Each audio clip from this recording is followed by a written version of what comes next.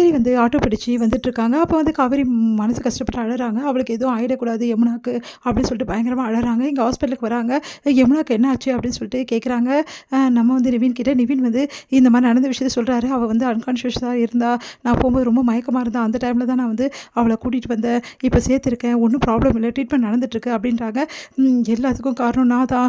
நான் தான் அவள கண்டுக்காம விட்டுட்டேன். நான் தான் லேட்டா வந்தேன். நான் முன்னாடியே வந்திருந்தேன்னா, அவள நானும் இந்த மாரி நிலைமைக்கு விட்டுருக்க மாட்டேன் அப்படின்னு சொல்லிட்டு காவேரி அழறாங்க.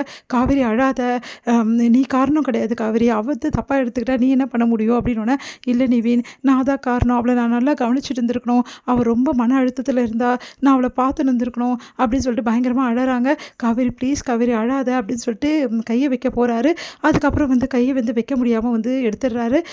அடுத்து வந்து காவேரி பயங்கரமா கதறி கதறி அழறாங்க. அவளுக்கு எதுவும் ஆகக்கூடாது அப்படின்னு சொல்லிட்டு ஓடி போய் பார்க்குறாங்க. முடிச்சு டாக்டர் வெளியே வராங்க. என்னாச்சு டாக்டர்? அப்படின்னோனே, இந்த மாரி ஒரு பாட்டில் ஃபுல்லா வந்து சாப்பிட்டுட்ருக்கா மருந்த. அதனால தான் அவளுக்கு இந்த மாரி இருக்கு. இப்ப பரவாயில்லங்க. நீங்க டிஸ்சார்ஜ் பண்ணி கூட்டிட்டு போலாம். இப்ப எந்த பிரச்சனையும் இல்ல. ஏங்க போலீஸ்க்கு இன்ஃபார்ம் பண்ணுங்க. என்னது போலீஸா? அப்படின்னு சொல்லிட்டு அலறாங்க நம்ம வந்து காவேரி. அது வந்து காவேரி வேற வழி இல்லாம அவங்க இன்ஃபார்ம் பண்ணிட்டாங்க. ஏன்னா, இது வந்து வேற மாதிரி கேஸ் இல்ல அப்படின்னு சொல்லி சொன்னோனே, அதெல்லாம் வேணாம் நிவின்.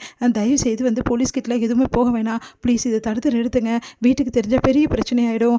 அப்படின்னு சொல்லி சொன்னோனே, சரி காவேரி நான் பார்த்துக்கிறேன் அப்படின்னு சொல்லிட்டு நிவின் சொல்றாரு. உடனே வந்து கண்ண திறந்துட்டாங்க. பேஷண்ட் நீங்க வந்து போய் பார்க்கலாம் அப்படின்னோனே, நிவின் வந்து என்ன பண்ணுன்னு தெரியாம தவிக்கிறார். நிவின் நீங்க போங்க அப்படின்னு சொல்லி சொன்னோனே அதிர்ச்சி அடைகிறாரு. நீ என்ன சொல்ற காவேரி? ப்ளீஸ் நிவின் தயவு செய்து நீங்க போய் அவள பாருங்க. அவ அப்பதான் நிம்மதி அடைவா. ஏன்னா வந்து அவ மனசு ஃபுல்லா இப்ப நீங்க தான் இருக்கீங்க. ப்ளீஸ் நிவின் எனக்காக அவகிட்ட சாஃப்ட்டா நடந்துக்கங்க. ப்ளீஸ் அப்படி சொல்லிட்டு கெஞ்சுறாங்க. உடனே வந்து சரி காவேரி அப்படின்னு சொல்லிட்டு உள்ள போறாரு. நிவின பார்த்துட்டு என்ன எதுக்கு காப்பாத்துனீங்க நிவின்? என்ன அப்படியே விட்டுட்டு இருக்கலாம்ல. எதுக்கு இப்படிலாம் பண்ணீங்க? நான் இந்த உலகத்துல வாழ விரும்பல நிவின் அப்படி சொல்றாங்க. இப்படிலாம் பேசாத யமுனா. ஏன் யமுனா இப்படிலாம் பேசுற? உன் குடும்பத்தை பத்தி யோசிச்சு பார்த்தியா? இந்த முடிவு நீ எடுத்திருக்கியே. உன் குடும்பத்தை பத்தி எந்த யோசனையும் இல்லையா உனக்கு? பாவம் இல்லையா அவங்களாம்? எனக்கு எதை பத்தியும் தோணல நிவின். நான் உங்களை தான் விரும்புறேன். இப்போ புரிஞ்சுதா? உங்க மேல நான் எப்படி உயிரே வச்சிருக்கேன்னு சொல்லிட்டு உங்களுக்காக நான் என்ன வேணாலும் செய்வேன். இப்போ புரிஞ்சுதா? என் காதல் என்னன்னு உங்களுக்கு புரிஞ்சுதா நிவின் அப்படின்னு சொன்னோன்னே, ஐயோ என்ன பண்ணுறதுன்னு தெரியலையேன்னு சொல்லிட்டு நிவின் தவிக்கிறாரு.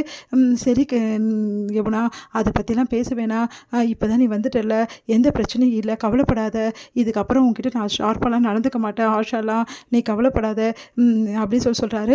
சரி நிவின், நான் இப்போ உயிரோடு வந்துட்டேன்னு சொல்லிட்டு என்னை ஏற்றுப்பீங்களா ஏற்றுக்க மாட்டிங்களா நிவின் அப்படின்னு சொல்லிட்டு கேட்குறாங்க. அது வந்து யமுனா அப்படின்னோடனே, யமுனா அப்புறம் பேசிக்கலாம். இல்லை நிவின் இப்போவே சொல்லுங்கள். நீங்கள் என்னை ஏற்றுப்பீங்க தானே?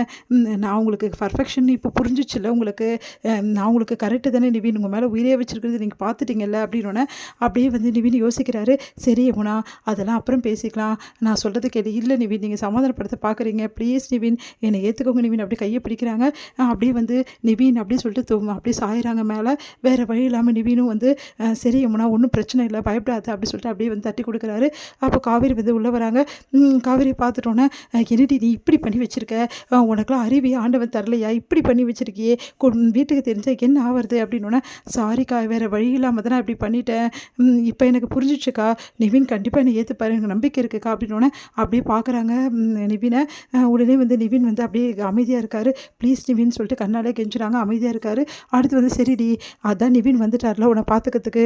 இதுக்கப்புறம் எந்த பிரச்சனையும் இல்லை. கூடிய சீக்கிரம் நிவின் உன்னை ஏற்றுப்பாரு அப்படின்னு சொல்கிறாங்க. அது கேட்டு நிவின் அதிர்ச்சி அடைகிறாரு. என்ன காவேரி இப்படி சொல்கிறா அப்படின்னு சொல்லிட்டு, நிஜமாவாக்கா? ஆமாடி என்கிட்ட சொன்னார். நீ கவலைப்படாத. சீக்கிரமாகவே வந்து நிவினுக்கும் உனக்கும் நல்லபடி எல்லாமே வந்து நடக்கும். நீ இதுக்காக வந்து மனசு உடஞ்சிட்டு போகக்கூடாது புரியுதா அப்படி சொல்கிறாங்க. இதெல்லாம் கேட்க கேட்க நிவினுக்கு செம கோவம் வருது. என்ன காவேரி இப்படி பேசுகிறா அப்படின்னு சொல்லிட்டு, அடுத்து வந்து சரி ஓகே நம்ம கிளம்பலாமா? டிஸ்சார்ஜ் பண்ண சொல்லிட்டாங்க. வீட்டுக்கு போவேனா?